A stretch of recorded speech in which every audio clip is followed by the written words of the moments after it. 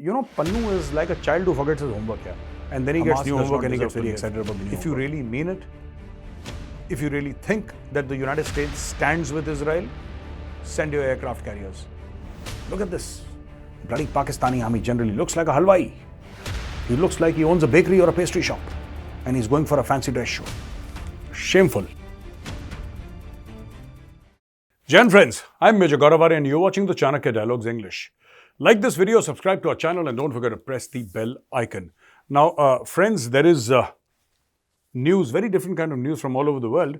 And Ukraine sees big risk of losing war if US Congress postpones a vital aid. Now, what's happening is that there is a great debate in the US Congress and people say that, there is war fatigue setting in.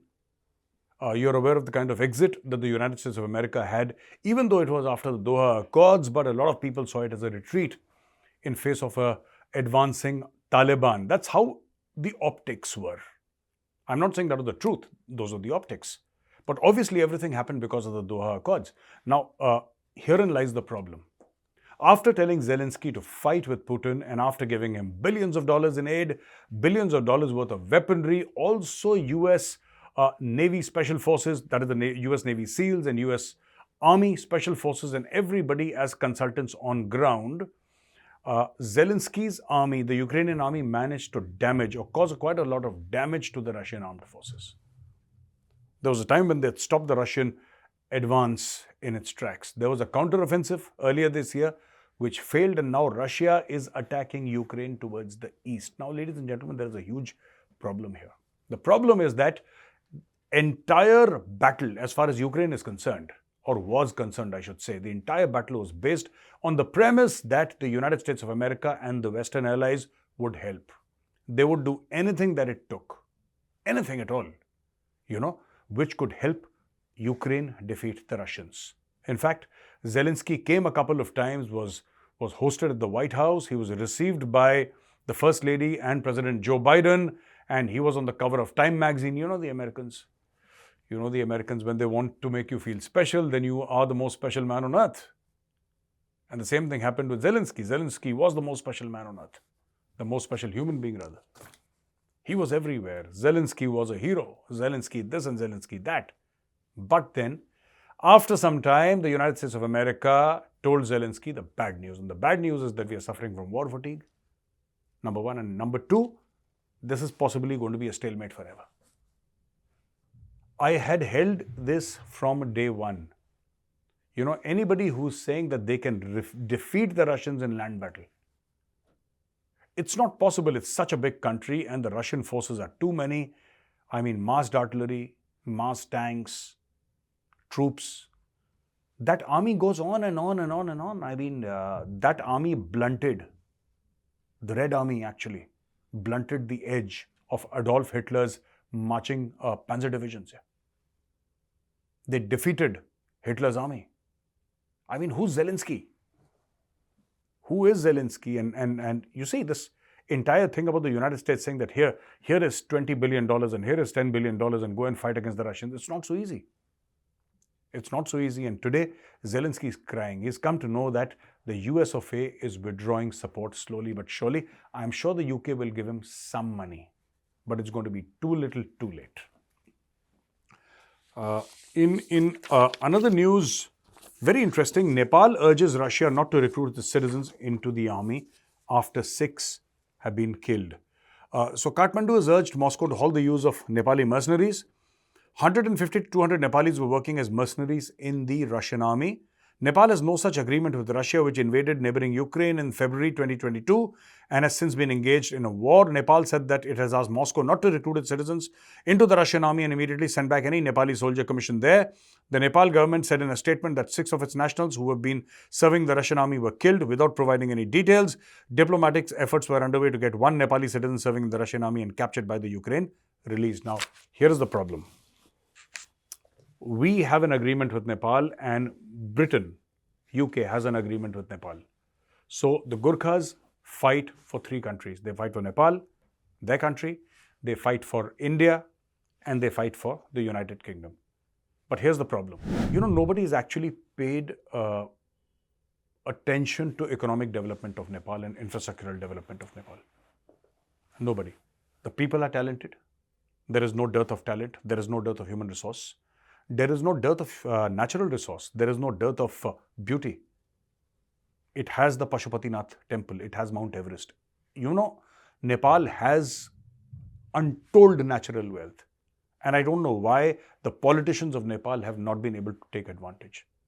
Nepal should have been a rich country. Unfortunately, because of political mismanagement. That is the right word for Nepal, political mismanagement. I don't blame the people of Nepal. Highly talented people, and it's a matter of great honor and privilege for me to call some Nepalese as my friends. Some of them are serving in the Nepalese army and wonderful people. Yeah. But I think their politicians are not up to the mark, I should say. Because, you see, I think a closer sort of economic tie-up with perhaps India or perhaps other neighbors would really help Nepal, because Nepal has much to offer to the world. Much to offer to the world. In some parts of Nepal, it's as beautiful as Switzerland. It's that beautiful. All you need is investment in making it, you know, the destination for tourism and adventure sports and so many other things. And Nepal can really, really come up. It feels really sad, you know, when I see that, you know, 6 of our Nepali brothers went to Russia and they died fighting. Well, you know, they say that the Nepalese are good fighters, they're good warriors. Of course they are. There is no doubt about that. But they're also good engineers, yeah. They're also good doctors. They're also good sportsmen. And I mean, they are as talented as anybody else in the world, yeah. Why should you only associate the Gurkhas with fighting? Fighting, of course, because Gurkhas are supposed to be some of the bravest people ever. I mean, ferocious, brave, etc. But they're also good doctors, yeah. They're also good engineers. They're also good lawyers. They're also good professionals. Why only, you know, sending Gurkhas to fight everywhere? That country has so much more to offer to the world. That is my limited point. Here is a video which I'd like you to see, and then I'll analyze this video for you. Please go ahead and see it. फरमाते हैं नई पाकिस्तान की हदीस, soon you will find an army in the east. अनकरीब तुम लश्कर एक देखोगे मशरिक से नमूदार होता हुआ. Those who will unchain the rulers of India, जो जाएंगे और हिंदुस्तान के बादशाहों को जंजीरों में जकड़ कर लाएंगे, and will then return to Damascus, और फिर मुड़ जाएंगे दमिश्क की तरफ, will find ईसा इब्न मरियम, और अल्लाह ईसा इब्न मरियम को पा लेंगे. तो तुम में से जो शख्स उस दौर को पाले उस लश्कर में जा मिले, क्योंकि बिल आखिर उस लश्कर की क़यादत मेरे बेटे मेहदी के पास होगी. We are waiting for that. Pakistan army is that army. Modi साहब को जंजीरों में जकड़ना हमारे से अलावा कोई नहीं चाहता दुनिया में अभी, और मुड़ के हम ही जाएंगे दमिश्क इंशाल्लाह फलस्तीन को आजाद कराने के लिए जाएंगे. So, ladies and gentlemen, this is a Pakistani army officer. He's surrounded by a fawning audience who thinks he's God. And he's saying Pakistani army is the army. And everybody goes into this huge round of applause because obviously for them this is the army in the world. And he further asserts that the rulers of India will be made slaves, and he predicts the liberation of Palestine by the army of the East. I don't know what nonsense. I'm sure some level of education is required to become an officer in the Pakistan army. Some modern education is required. The Mahdi's army will come, and the Mahdi's army will... I don't know who this guy Mahdi. He's never been able to reach anywhere. He's been going on for such a long time. I don't know, some prophecy or some such thing, yeah. And then he's saying that Prime Minister Modi, nobody wants to chain Modi Sahab as much as we want to.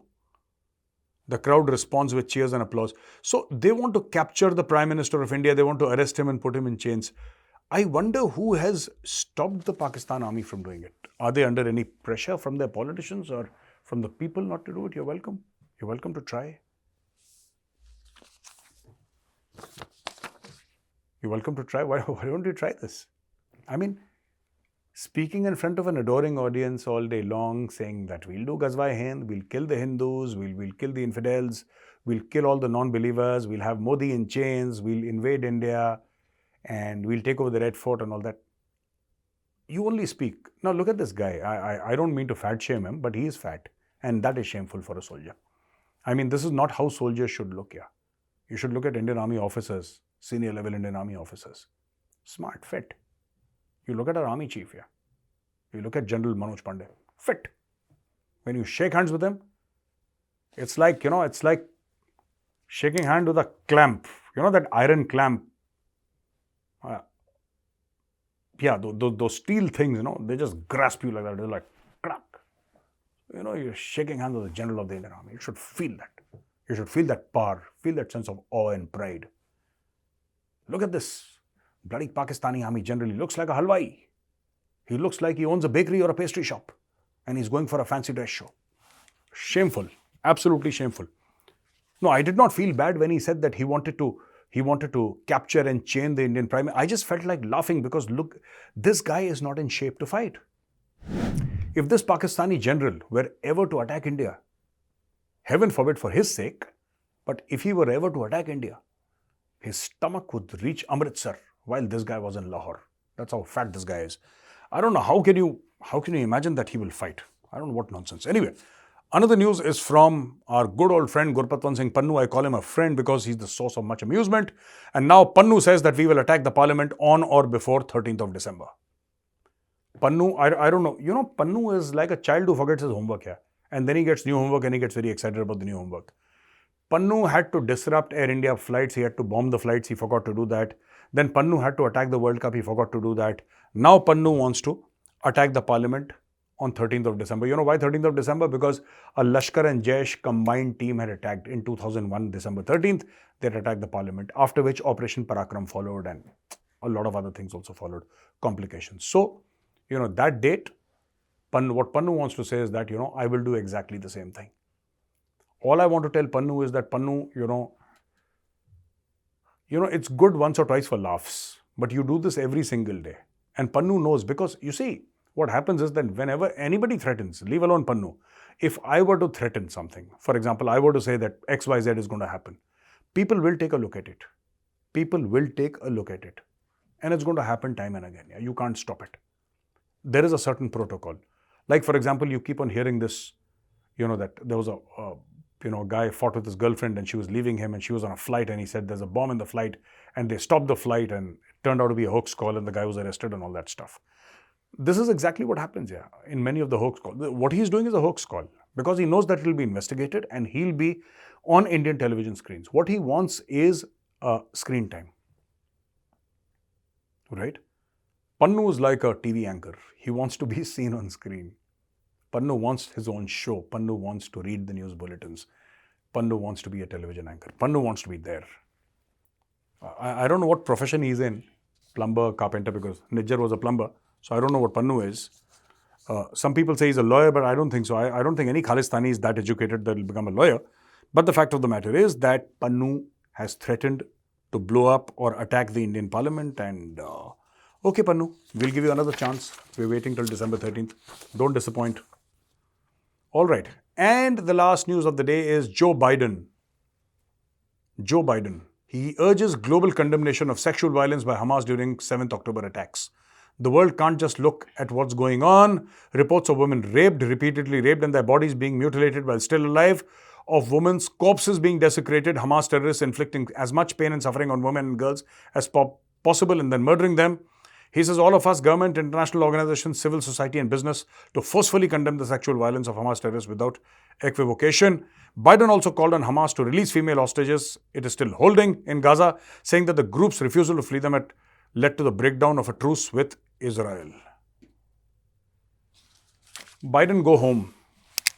You are pathetic and frankly, it's shameful that the President of the United States should seem so weak. If Hamas has, and which it has, so if you as the President of the United States are saying that Hamas has, abused women, sexually abused women, desecrated their corpses, and this is something you feel very, very strongly about, don't condemn it. For heaven's sake, you are POTUS. Send a bloody aircraft carrier. What are you saying? I am condemning it. I call upon the world to... It's a terror organization, for heaven's sake. When people attacked America, 9/11, did you condemn it? No. You send your special forces, you send your Marines, you send your aircraft carriers, you send your fighter jets. You bombed Afghanistan. back to the Stone Age. You destroyed Iraq, rightly or wrongly is a separate matter altogether. And when these animals attack Israel, you're calling for global condemnation? I'm sorry. I'm sorry. There is nothing like global condemnation in this. Hamas does not deserve to live. If you really mean it, if you really think that the United States stands with Israel, send your aircraft carriers. Bomb Hezbollah. Bomb the living daylights out of those lunatic mullahs sitting in Tehran. You know that Khomeini character. Bomb his palace or wherever he lives, I don't know. Do that if you're really serious about this. Stop this. Oh, please condemn Hamas. Please condemn Hamas. I call upon non-government organizations. I call upon civil society to condemn. You think Hamas really bothers about your condemnation? Yes. What Hamas bothers about is a Hellfire missile coming out of a Predator at 35,000 feet. That is what Hamas worries about. So give Hamas something to worry about. I have only one message for President Joe Biden. Please, for heaven's sake, start acting presidential. Now, ladies and gentlemen, we come to the question and answers. We have Shakti Keswan. Why can't we do to Pakistan what Israel is doing to Palestine? Pakistan has hurt India way more than Palestine has hurt Israel. When are we going to take action? How many more good soldiers are we going to lose before we realize that the problem is not Kashmir but in Pakistan? If it was up to me, Lahore and Rawalpindi would have been flattened long back. We can't beat China if we lose soldiers every 2 weeks. See, I agree with you, and we should have done this a while back. I think we are causing significant damage to Pakistan. Significant damage. You know, they were in the FATF grey list, and Pakistan is globally isolated. But yes, I think kinetic action has more of the fun element. I mean, you feel satisfied when you see bombs going off inside Pakistan. In terms of military missiles, I'm talking about bombing them through the Air Force, or letting loose a BrahMos on GHQ Rawalpindi. That would be fun. I agree with you. Yeah, we should flatten Lahore and Rawalpindi. Also Karachi and Islamabad, by the way. Vishnu Prakash Vaikundath. Hello, Major Vishnu here. Hello, Vishnu ji. My question is that two countries have allegations against India on having covert operations on the soil. Does the allegations will affect the credibility of India? And how should India tackle this? What credibility, yaar? How will it affect the credibility? No credibility. And so what? I see, first of all, India has not sent anybody to kill anybody. But so what if India has? America does it all the time. It's okay for America. It's okay for America to send SEAL Team 6 to Abbottabad to kill Osama bin Laden. It is okay for them to kill Al-Zawahiri. It is okay for them to kill half the Taliban leadership. It is okay for America to put a Hellfire missile inside the SUV of General Qasem Soleimani, who's not a terrorist, by the way, who's the leader of the Islamic Republican Army of Iran. It's absolutely fine for America to do that. But here, just an insinuation that India may have done something. And Indians are asking, will it impact our credibility? No, it's good for your credibility. The enemies of the nation do not deserve to live. That is my take. I mean, you could say that I'm totally wrong, but this is what I believe in. If you're an enemy of India, we should hunt you down. And you should be prepared to be hunted down. Had I been there in any position of power, these guys would have stopped breathing 10 years back. Harshil Mehta. Hi, Harshil. Jai Hind, Namaskar, Major Sahab. Jai Hind, Harshil. What can our counterproductive strategy against China's string of pearls to corner it in the IOR? What can be our counterproductive? See, it's nothing. Yeah. It's basically checkbook, okay? All the string of pearls and all is nothing but checkbook. You have to spend money. You have to create foreign bases. You have to counter Chinese influence. There is no shortcut to this entire string of pearls. I've read about it so much, and I'm convinced today that you need foreign bases. You need the Indian army to operate abroad. This is what I feel. You need the armed forces. Over a period of time, you need the Indian army out of Kashmir. Maybe some elements along the line of control, some elements along the LAC, and some elements on Siachen. That's it. Hinterland operations, stop, yeah. Stop. A chunk of the Indian army, you see. Again, I'm saying it costs money. We have money. We should tie up with various countries. You need to have an Africa command. You need to have a Central Asia command, yeah. Without that, you cannot hope to counter Chinese influence. This whole string of pearl nonsense that China keeps on doing here. Where do you need Indian army? You don't need them in Kupwara or in Tral or in Pulwama or places like that. You don't need the Indian army there. You need the Indian army in Mauritius. You need it in Madagascar. You need the Indian army operating in Central Asia. You need the Indian army somewhere along the Indonesian islands or, facing China that way. You need more aircraft carriers, bigger aircraft, not 40,000 tons, 100,000 ton displacement, Gerald T. Ford class aircraft carriers. Talk to the Americans. You have to find the money, you have to find the time and the will to do this. That is how you counter China, by a massive show of force. You see, I'm only talking about the military. You can't have the Indian army or the Indian armed forces 99% inside India and say that how can we counter string of pearls? Diplomacy is one thing, but diplomacy, one diplomat has to have, a diplomat negotiates. He should be able to tell the other guy that, there are 10,000 soldiers behind my back. I have their support. With me, I have an infantry division here. Listen to me, I'll flatten you. That's how it works. Of course, a diplomat will wear a tie and he'll spray cologne and he'll speak nice English. But he'll threaten in nice English. Yeah. That is what you need to do. You see, you have to get these elements out of the country. When I say elements, I mean the Army, Navy, and the Air Force. You need to have enough and more to protect the borders. You need to strengthen the BSF. You need to strengthen the ITBP. There are a lot of changes which you need to do, but you need to make them, at that level where they can actually defend the nation's borders from the Pakistani army. So defending it from Rangers is one thing, but defending it from an armed force is another matter altogether. Their weaponry, their training, their ethos, everything, and then move the Indian army out. Yeah, move the Indian army out, for heaven's sake, from Kashmir. Put them in Central Asia. Put them in Africa. Put them elsewhere. They should be. I'm telling you, 50 to 60% of the Indian armed forces should be operating abroad. Yeah. They should not be operating in India. They should be operating abroad. Indian army, 12.5 lakhs Indian army, 8 lakhs, 7 lakhs outside. Yeah. Be outside. Project power outside. Go to foreign shores, foreign countries, operate from there. That is how it should be. That's what I believe in. So ladies and gentlemen, thank you very much for watching this video. If you like this video, press the like button, subscribe to our channel, and don't forget to press the bell icon. Jai Hind, Vande Mataram, Bharat Mata Ki Jai.